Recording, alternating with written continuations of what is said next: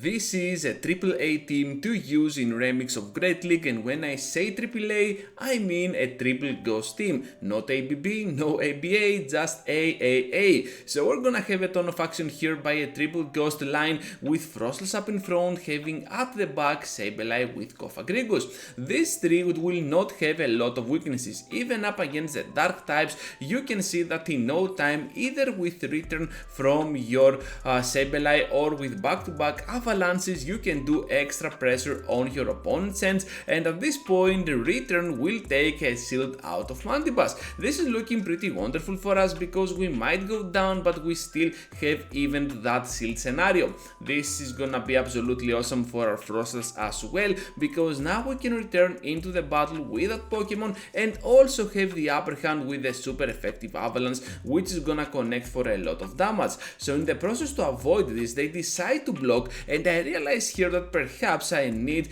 to get ahead on energy, and if I can block here correctly at least one move, we can easily destroy them down with the next avalanche. My opponent tries to catch the move on Togedemaru. This is not gonna happen, and now avalanche will absolutely finish them off. Now with Gligar remaining at the very end, they back out, and that's gonna be a magnificent ending to the first match. Into the next one now, trainers, with a Cofagrigus up in front. Will they expect our triple ghost line, or is this another triple ghost line? Only time will tell, but for now we're just gonna switch out on our Sableye and see what we can do here with that Pokemon. However, no triple ghost as it seems, just a Shadow Dragonair emerging, and we can throw another foul play for a lot of pressure on their end. Now not only they have to sacrifice their remaining energy, but also they are getting extremely close on fainting, which means that one Frostless can do the difference over here.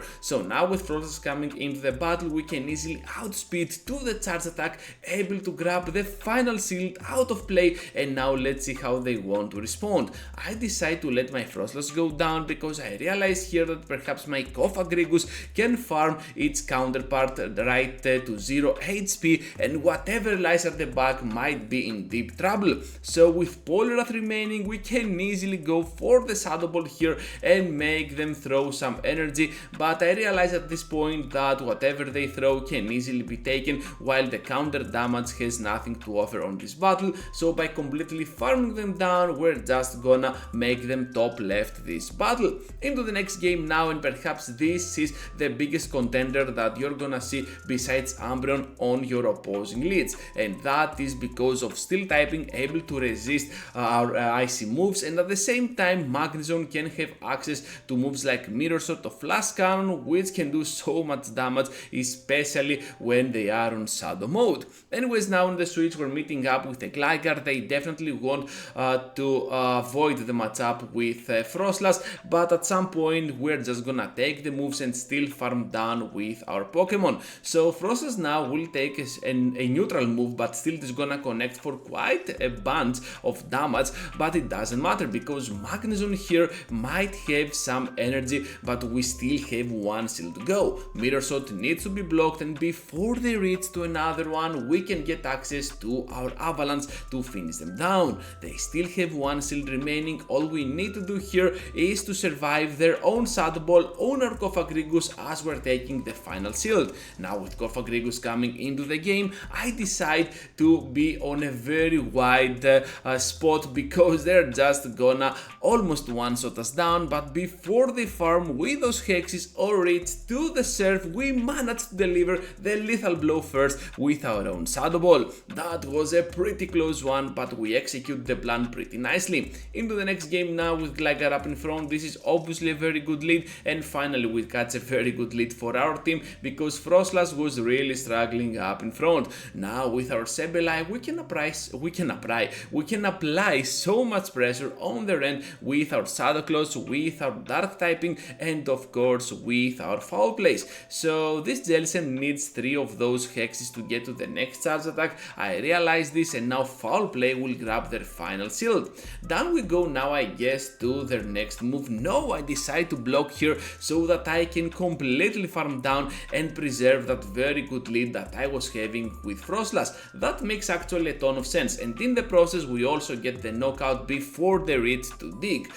So with only Ganeto now remaining at the very end, I know here that whatever move they might throw, we can easily survive it, even with a little bit of HP, and now Avalanche will connect for a little bit of extra damage.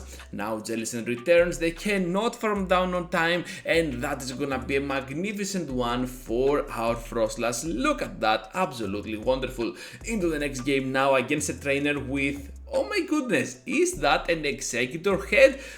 That is awesome. I really need this hat or whatever it is. So anyways, this helmet-like trainer is gonna go now into the battle with Mantin. This is kind of a neutral battle for both ends because they can always outspeed to those aerial aces, but we still need two of those to faint. So instead of getting to any shield scenario against that Pokemon, I decide to switch out on my Sableye. After all, we still have 3 ghost types in total, so my opponent might actually not be prepared at some point of this battle for any ghost type. Now with Ferrothorn coming into the game, this is gonna be a pretty neutral matchup, and I decide to let the move go through because as it seems Sableye might actually go down, but we have still that shield advantage which can threaten a ton. Now with blocking here, I decide to keep my Frostlass into the game a little bit longer just to charge up a ton of energy, get to a couple of avalanches, and at this point I think that Ferrothorn has already served its purpose. Now with Mandy coming into the game, one more avalanche will most likely seal the deal. Poliwrath is at the very end, and of course as soon as they see Cofagrigus they back out, and that's gonna be another huge game for us. Into the next battle now with a Hitmonchan up in front. I do not like this lead, I'm gonna tell you, because Shadow Counter is gonna do so much damage on our Frostlass over time, and if we are not careful they can get ahead on energy pretty easily. So I decided instead to switch out on my Sableye. After all, once again we have 3 of those ghost types in a single line, and we managed to bait out of there something like a Charmer, which is not a Charmer because they have the Powder Snow version.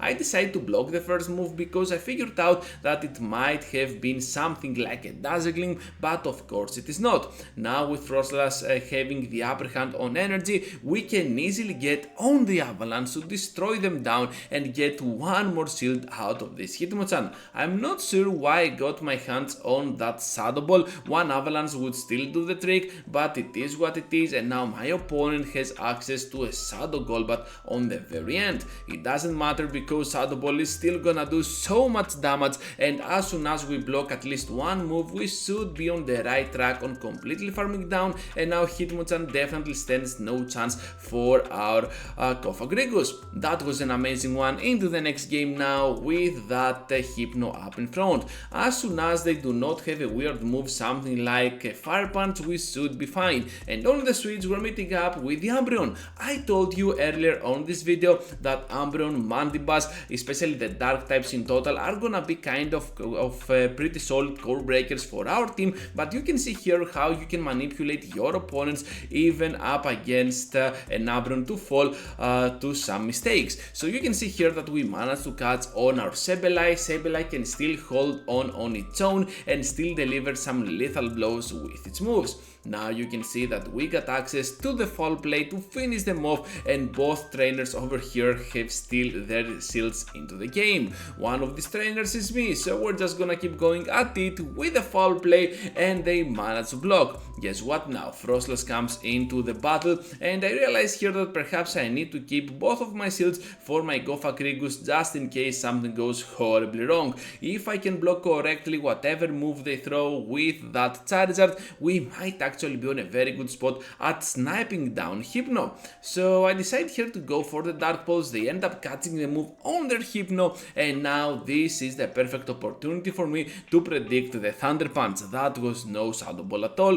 They still had 4 confusions from before, and no more confusions farmed up after that. So Thunder Punch once again, I decide to completely farm down, and I know here that the double Dark Pulse is actually my only chance to victory. Here it comes trainers, we can survive the wing attack and still deliver the lethal blow with the final Dark Pulse, so that is gonna be a magnificent one for our team. Triple goes to victory and against the Shadow Steelix. So this is kinda playable, not the best, not the worst, but still that Avalanche is gonna connect for a lot of damage on Shadow Steelix. Now is the perfect opportunity for us to try and catch the move on Sableye, as it seems we partially did this with the Psychic Fangs, but Mantin now comes into the game, and of course we have to throw some foul plays before we go down to a single Ice Beam or Water Pulse. However, it looks like an AAA, so I'm just gonna take the move, and I realize here that perhaps I can get the chance to get to another foul play before we go down. This is huge because now we can pressure for a shield pretty early on this battle. So let's return on to the game. I guess with Frostlass we can easily farm a lot of energy here and of course survive at least one charge attack, which is pretty great, while we can in the process completely switch out on our Cofagrigus, and perhaps a double Avalanche might be on their way towards the end game. So let's see how this is gonna unfold, because I definitely do not remember this one, and I know here that I can survive at least one charge attack, and especially when it is not a crunch.